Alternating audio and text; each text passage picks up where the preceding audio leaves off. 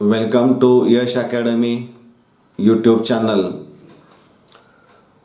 विद्यार्थी मित्रांनो, आज आपण रसायनशास्त्र केमिस्ट्री या सब्जेक्टमधून सेकंड टॉपिक किंवा चॅप्टर सोल्युशनचा दुसरा पार्ट आज आपण पाहणार आहोत. या दुसऱ्या पार्टमध्ये साधारणपणे 2 पॉईंट्सवर आपण जास्त फोकस करणार आहोत की त्यामधले कोणते प्रश्न आणि कशा पद्धतीचे येणार आहेत यावर साधारणतः चर्चा असणारी आहे. त्यातला एक पॉईंट आहे महत्त्वाचा, colligative properties of non electrolyte solution and second is a osmotic pressure. ह्या 2 मुद्द्यांवर जास्त आपण लक्ष केंद्रित करणार आहोत. तर आपण सुरू करूया. पेज नंबर 33 पान 33 वरचा पॉईंट आहे 2.6 की colligative properties of non electrolyte solution. विद्यार्थी मित्रांनो, सोल्युशन हे तुम्ही समजलेलं असणार आहे, सोल्यूट आणि सॉल्वंट. परंतु त्याच्या पुढं इलेक्ट्रोलाइट आणि नॉन इलेक्ट्रोलाइट. इलेक्ट्रोलाइट्स म्हणजे काय? तर electrolytes can form ions when dissolved in pure water, आपण सॉल्वंट पाणी म्हणूया. आणि non electrolytes do not form ions. म्हणजे this is the basic difference between this two, electrolyte and non electrolyte. Electrolyte ions तयार करतात आणि नॉन इलेक्ट्रोलाइट हे ions तयार करत नाहीत. आणि मग कॉलिगेटिव्ह प्रॉपर्टी म्हणजे काय असणार आहे? The property which is mainly depends on the number of solute particles present in the solution. म्हणजे इलेक्ट्रोलाइट डिझॉल्व केल्यानंतर मिळणारे जे आयन्स असणार आहेत त्यामुळं नंबर ऑफ आयन्स किंवा नंबर ऑफ मोल्स वाढतील. आणि जर नॉन इलेक्ट्रोलाइट डिझॉल्व केला तर मात्र तिथं आयनची संख्या वाढणार नाही. यावरून देखील कॉलिगेटिव्ह प्रॉपर्टी तुम्ही एक्सप्लेन करू शकता. म्हणजे कॉलिगेटिव्ह प्रॉपर्टी ही it depends on the number of solute particles present in the solution. आता या ज्या कॉलिगेटिव्ह प्रॉपर्टीज असणार आहेत त्या 4 आहेत. त्यापैकी एक आहे vapour pressure lowering. Vapour pressure lowering सरळ म्हटलंय म्हणजे जे व्हेपर प्रेशर असणार आहे ते कमी होतं. मग व्हेपर प्रेशर म्हणजे काय असणार आहे? तर pressure exerted by the vapours on the surface of liquid is called it's a vapour pressure. म्हणजे समजा असं गृहीत धरा की एखादं कंटेनर घेतलं, त्यामध्ये लिक्विड आणि ते कंटेनर जर क्लोज केलं तर एकच प्युअर लिक्विड असल्यामुळं त्या लिक्विडच्या सभोवताली त्याच पद्धतीचे मॉलिक्युल्स किंवा सोल्युट्स असणारे आहेत. आणि त्यामुळं सगळा पार्ट हा आयडेंटिकल असणार आहे. सरफेसवरचे मॉलिक्युल सुद्धा सारखेच असणारे आहेत. But they are always under some strain. कारण सर्व बाजूने ते सराउंड होत नाहीत, कारण वरच्या बाजूनं त्यांच्यावर कोणत्याही प्रकारचे मॉलिक्युल्स असू शकत नाहीत. आणि त्यामुळं त्यांचं व्हेपोरायझेशन होतं आणि ते व्हेपर जे तयार होणारे आहेत ते व्हेपर्स आणि लिक्विड यांच्यामध्ये एक इक्विलिब्रियम हा प्रस्थापित होतो. त्यावेळेस जे व्हेपर्स निर्माण होतात ते व्हेपर्स हे त्या लिक्विडवर प्रेशर जे क्रिएट करतात that is called vapour pressure. मग अशा प्युअर लिक्विडमध्ये जर का आपण नॉन व्होलाटाईल आणि non ionisable solute that is the solid जर टाकलं तर मग मात्र काय होऊ शकतं?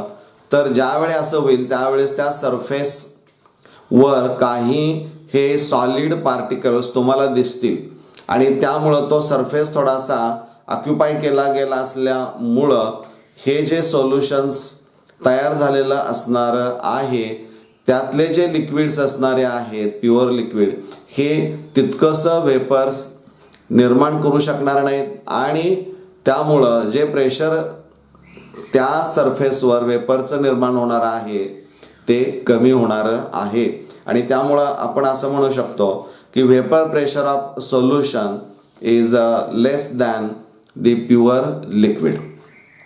म्हणजे प्रश्न याच्यावर तो विचारला जाऊ शकतो किंवा एखाद्या प्युअर लिक्विडमध्ये जर non आयोनायझेबल non volatile solute add केल्यानंतर whether the vapour pressure of the solution increases or decreases, तर ते कमी होतं हे तुम्हाला माहीत असायला पाहिजे. त्यानंतर पुढचा जो पॉईंट असणार आहे तो पेज नंबर 34 आहे 2.7.3 या मधूनच आपण सगळ्यात महत्त्वाचं आहे की molar mass of solute from vapour pressure lowering.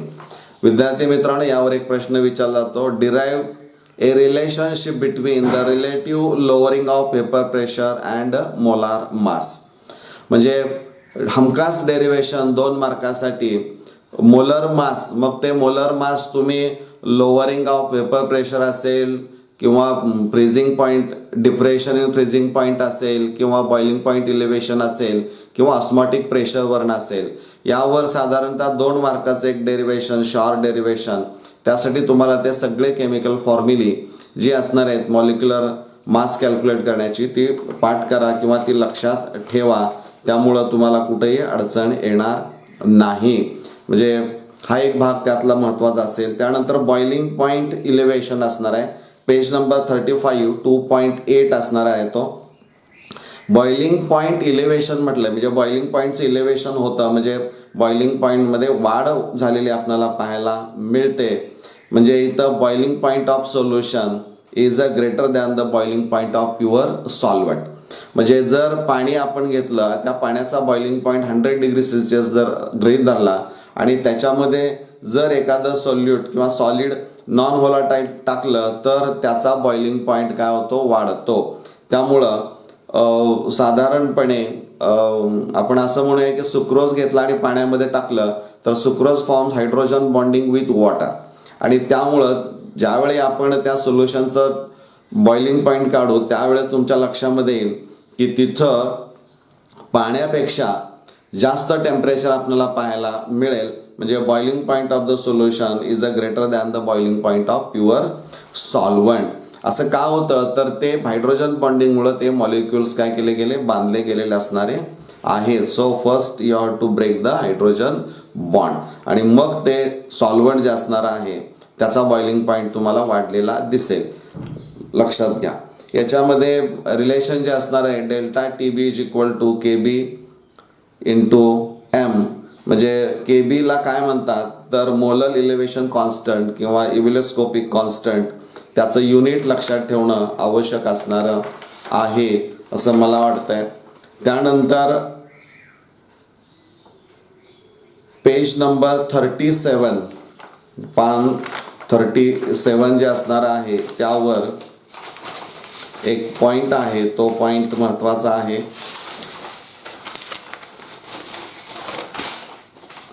Depression in freezing point. म्हणजे इथं एक डेफिनेशन तुम्हाला पाठ करावं लागेल ती क्रायोस्कोपिक कॉन्स्टंटची. त्याचं युनिट काय आहे हे तुम्हाला माहीत असायला पाहिजे. यावरही प्रश्न MCQ मध्ये हा येऊ शकतो, हेही आपण लक्षात ठेवणं आवश्यक असणार आहे. Now will discuss the osmotic pressure.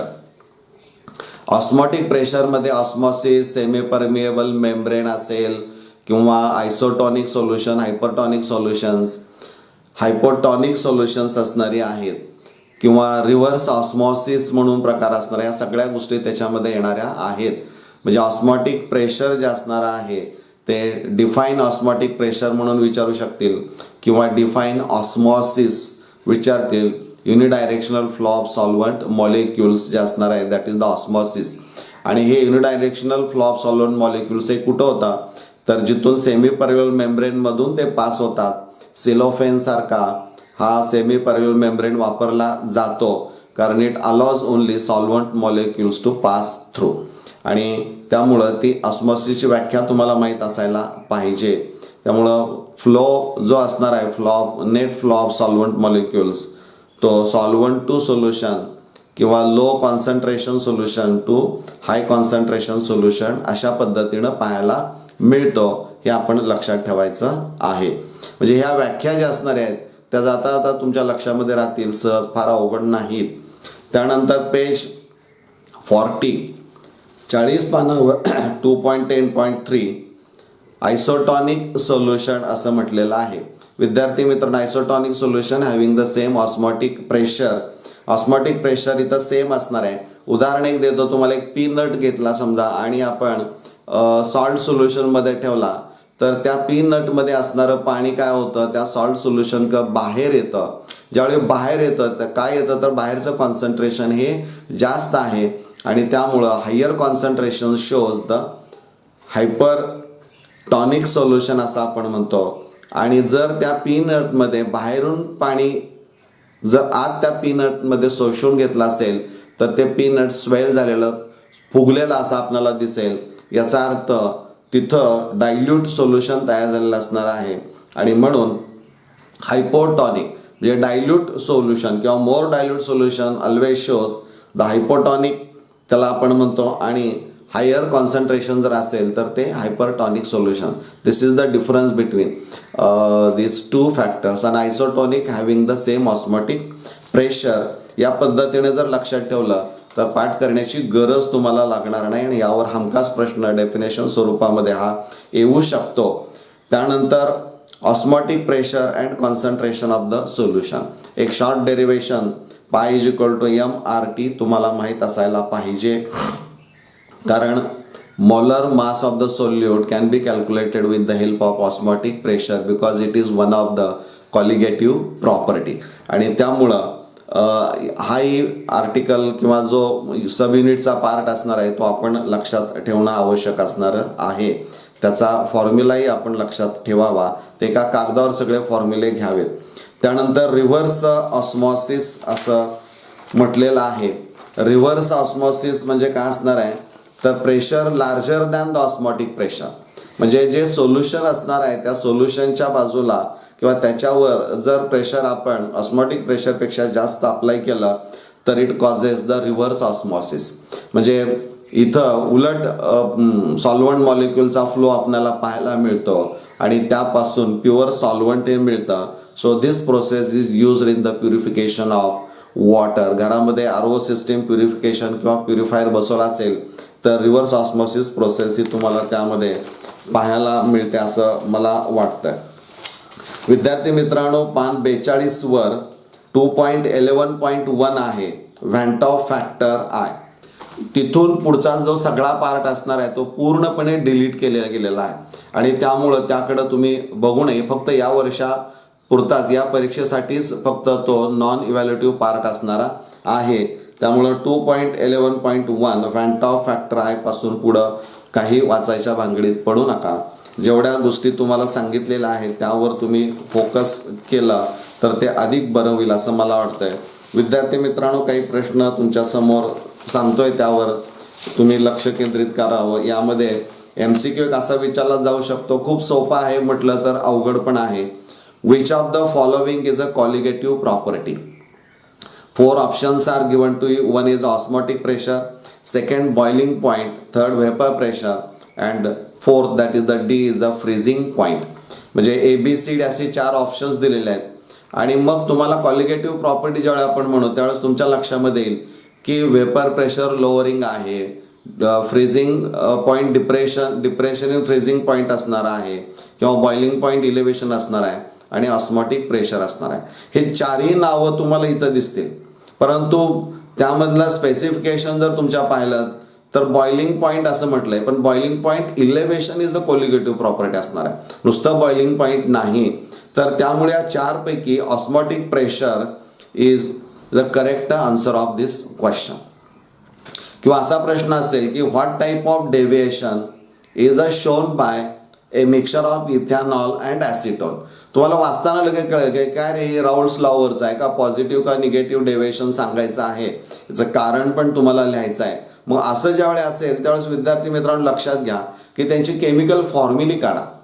म्हणजे साधारणपणे स्ट्रक्चर जर तुम्ही त्यांची काढली तर स्ट्रक्चरवरनं तुमच्या लक्षामध्ये येईल की सगळ्यात पहिल्यांदा लक्षात ठेवायचं की सोल्यूट आणि सॉल्व्हंट यांच्यामध्ये इंटरॅक्शन जे असणार आहे ते स्ट्रॉंग आहे का वीक आहे हे फाइंड आउट करायचं असेल तर स्ट्रक्चरल फॉर्म्युला काढा आणि त्याच्यावरनं लक्षात घ्या की हायड्रोजन बॉन्ड त्यामध्ये तयार होतो का किंवा होत नाही. म्हणजे हे जर तुमच्या लक्षामध्ये आलं, आता इथं इथेनॉल घेतलंय CH3CH2OH, OH ग्रुप आहे म्हणजे पोलर बॉन्ड आहे, so it can form hydrogen bond with the same molecule. त्यांच्यामध्ये हायड्रोजन बॉन्ड होऊन मॉलिक्युलर असोसिएशन हे होऊ शकतं. परंतु ॲसिटोन जो दिलेला असणार आहे that is the polar aprotic solvent असणार आहे. म्हणजे there is oxygen but which is not attach two hydrogen. So it is not responsible for the formation of hydrogen bond, आपण असं म्हणूया. म्हणजे इथं या पद्धतीनं इथॅनॉल काय करेल, हायड्रोजन बॉन्ड तयार करेल आणि ॲसिटोन काय करेल, तो बॉन्ड ब्रेक करेल. आणि म्हणजे याचा अर्थ ॲसिटोन आणि इथॅनॉल यांच्यामध्ये जे इंटरॅक्शन होतं ते खूप कमी असणार आहे, that is the weak interaction. आणि त्यामुळं होतं काय की तिथं लगेच ते लिक्विड व्हेपोराईज होतं आणि व्हेपर प्रेशर मग वाढलेलं तुम्हाला पाहायला मिळतं. So it shows positive deviation from the Raoult's law. म्हणजे अशा पद्धतीनं हा शोध घेत गेला तर निश्चित त्याची उत्तरं तुम्हाला सापडतील आणि कुठेही अभ्यास करताना फारसा तणाव वाटणार नाही. किंवा आणखीन एक सोपं क्वेश्चन आहे की gas A is a more soluble in water. Gas A is a more soluble in water than gas B at the same temperature. Which of the two gases will have the higher value of KH and Y based on Henry's law? Henry's lawच्या आधारे याचं उत्तर तुम्हाला द्यायचं आहे. KH म्हणजे Henrys constant तो असणारा आहे आणि दिलेल्या दोन गॅसेसपैकी गॅस ए आणि गॅस बी यांची त्यांनी सॉल्युबिलिटी सांगितलेली आहे आणि हायर कोणाची आहे ती सांगायची आहे. मित्रांनो, प्रश्न देताना थोडासा खोचक आहे की gas A is more soluble in water than gas B असं म्हटलंय. म्हणजे इथं गॅस बी ची सोल्युबिलिटी कमी असणारी आहे. आता तुम्हाला शोधायचं आहे की नेमकं कुणाची व्हॅल्यू के ची व्हॅल्यू हायर असणारी आहे. एक रिलेशन लक्षात ठेवायचा की solubility of gas is inversely proportional to the Henry's constant. हे जर रिलेशन कुठतर लिहून ठेवलं तर तुमच्या लक्षामध्ये येईल की हेनरीज कॉन्स्टंट व्हॅल्यू जर वाढत असेल तर सोल्युबिलिटी मात्र त्याची काय होणारी आहे, कमी होणार आहे. लक्षात घ्या, solubility of gas is inversely proportional to the Henry's constant. म्हणजे higher the value of KH less is the solubility of gas. So answer is a gas B. या पद्धतीनं तुम्ही, कारण त्याची व्हॅल्यू ही हायर असणारी आहे, या पद्धतीनं जर शोधत गेला, थोडासा अभ्यास करत गेला, ही वेळ आता थोडं कमी कालावधीमध्ये जास्त आपल्याला कंटेंट आणि जास्तीत जास्त कसं वाचन होईल ह्या दृष्टीनं बघणं यासाठी आपण जर दिला तर विद्यार्थी मित्रांनो आपल्याला कुठेही अडचण येणार नाही. यासाठी या व्हिडिओच्या माध्यमातून आपल्याशी चर्चा करत आहे. आपले काही प्रश्न असतील तर निश्चित कमेंट बॉक्समध्ये आपण जर पाठवले तर यावर निश्चित चर्चा होऊ शकते. दिवसाला 2 किंवा 3 व्हिडिओ जरी म्हटलं तरी आपली तयारी असणार आहे, पण तुम्ही त्याचा उपयोग करून घ्यावा अशी अपेक्षा असणारी आहे. हा व्हिडिओ आवडला असेल तर लाईक करा आणि गरजूंपर्यंत पोहोचवण्याचा प्रयत्न करा. मला वाटतं यानंतरचा पुढचा जो टॉपिक असणार आहे तो आपण आयोनिक इक्विलिब्रिया या चॅप्टरवर आपण चर्चा करणार आहोत. त्याच्या अनुषंगानं पुढचा व्हिडिओ असणार आहे. धन्यवाद.